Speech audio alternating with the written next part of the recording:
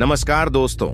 Trump की tariff policy से जहां दुनिया के कई बड़े निर्यातक देश परेशान है, वहीं भारत ने एक तरफ तो अपने एक्सपोर्टरों के लिए वित्तीय राहत पैकेज की प्लानिंग शुरू कर दी है, ताकि जिन हिस्सों में थोड़ा बहुत दबाव पड़ेगा उन्हें सपोर्ट मिल सके।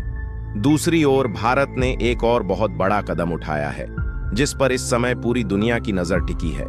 हाल ही में जब जुलाई महीने के एक्सपोर्ट के आंकड़े सामने आए तो वे उम्मीद से कहीं बेहतर थे।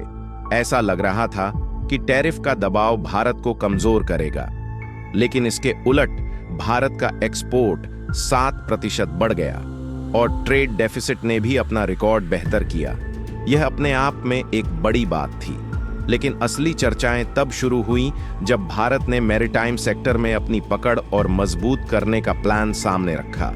यह कोई छोटी घोषणा नहीं थी, बल्कि एक ऐसी रणनीति का संकेत था जो भारत को वैश्विक समुद्री शक्ति की ओर लेकर जाती है। सरकार ने पूरी गंभीरता के साथ यह तय किया कि मैरीटाइम डेवलपमेंट को एक्सपेंड किया जाएगा और इसके लिए 70 करोड़ रुपए का विशाल फंड एलोकेट किया जाएगा। इसके पीछे सोच यह है कि जो देश समुद्री मार्गों पर पकड़ बना लेगा, वही आने वाले वर्षों में व्यापार के मामले में श्रेष्ठता हासिल करेगा। भारत के पास लगभग 7,500 किलोमीटर लंबी समुद्री तट रेखा है। प्राचीन समय में भारतीय जहाज हिंद महासागर, अरब सागर और अफ्रीका तक व्यापार करते थे। भारत का व्यापारिक संपर्क समुद्री रास्तों से ही रोम, मिस्र, अरब और दक्षिण पूर्व एशिया तक था। लेकिन आधुनिक काल में, खास तौर पर पिछले कुछ दशकों में, भारत ने शिप बिल्डिंग सेक्टर को उतनी प्राथमिकता नहीं दी जितनी चीन, कोरिया और जापान जैसे देशों ने दी थी। परिणाम यह हुआ कि आज ग्लोबल शिप बिल्डिंग मार्केट में भारत का शेयर केवल 1 से 2% के बीच है, जबकि चीन का 46%, साउथ कोरिया का लगभग 30% और जापान का करीब 15% हिस्सेदारी है। इन तीनों देशों की सामूहिक ताकत ने पूरे विश्व में जहाज निर्माण पर लगभग कब्जा सा कर लिया है।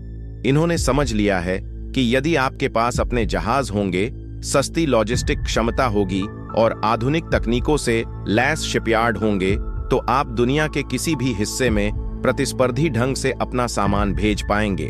भारत के शिपयार्ड्स भी दशकों पुराने हैं और उनमें तकनीकी अपग्रेड का अभाव रहा है, लेकिन अब तस्वीर बदल रही है।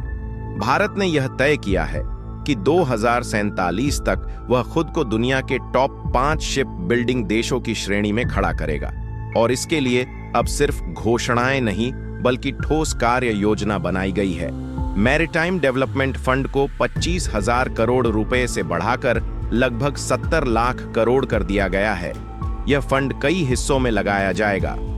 पहला फोकस शिप बिल्डिंग और रिपेयर हब्स के विकास पर होगा, ताकि भारत अपने स्वयं के जहाज अधिक संख्या में बना सके और उनकी मरम्मत भी घरेलू स्तर पर कर सके। दूसरा फोकस पोर्ट इंफ्रास्ट्रक्चर को आधुनिक और विश्व स्तरीय बनाने पर है, ताकि जहाजों का संचालन आसानी से हो सके। तीसरा महत्वपूर्ण फोकस शिपिंग टोनेज बढ़ाने, यानी देश के पास मौजूद अपने जहाजों की कुल संख्या को बढ़ाने पर है। जब आपके पास अधिक जहाज होंगे तो आप वैश्विक व्यापार में अपनी हिस्सेदारी बढ़ा पाएंगे। इसका सीधा फायदा यह होगा कि भारतीय सामान्य समय से एक्सपोर्ट होगा और लॉजिस्टिक कॉस्ट घटेगी। इसी दिशा में एक और बड़ा कदम उठाया जा रहा है।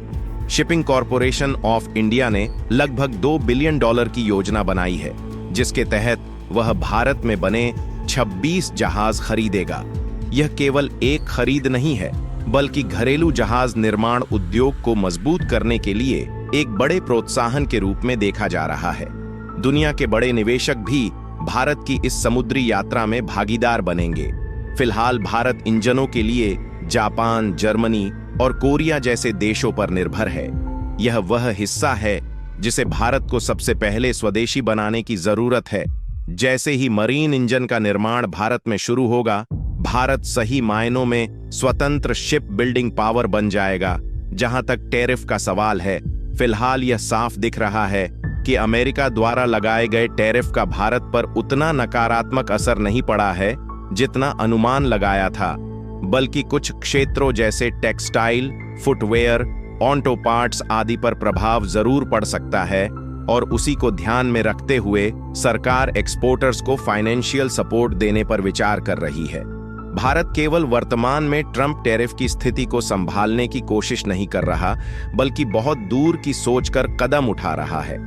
भारत को यह स्पष्ट दिख रहा है कि आने वाले वर्षों में समुद्री शक्ति आर्थिक और भू राजनैतिक दोनों दृष्टियों से निर्णायक होगी। इसलिए भारत अभी से अपनी पोजीशनिंग कर रहा है। यदि भारत लगातार निवेश, तकनीकी अपग्रेड और ग्लोबल सहयोग के साथ आगे बढ़ता है तो यह बिल्कुल संभव है कि 2047 तक भारत दुनिया के टॉप 5 शिप बिल्डिंग देशों की सूची में आ जाए। सवाल यह है कि क्या इसके लिए और भी अतिरिक्त कदम उठाने की जरूरत है? भारत की इस नई समुद्री यात्रा पर आपकी क्या राय है? क्या आपको लगता है कि मौजूदा नीति और फंडिंग मॉडल 2047 तक भारत को वैश्विक शिप बिल्डिंग सुपर पावर बना पाएगा, या हमें कुछ और अतिरिक्त कदम भी उठाने चाहिए? नीचे कमेंट में अपनी राय जरूर दें और इस वीडियो को एक लाइक करके चैनल को सब्सक्राइब जरूर करें।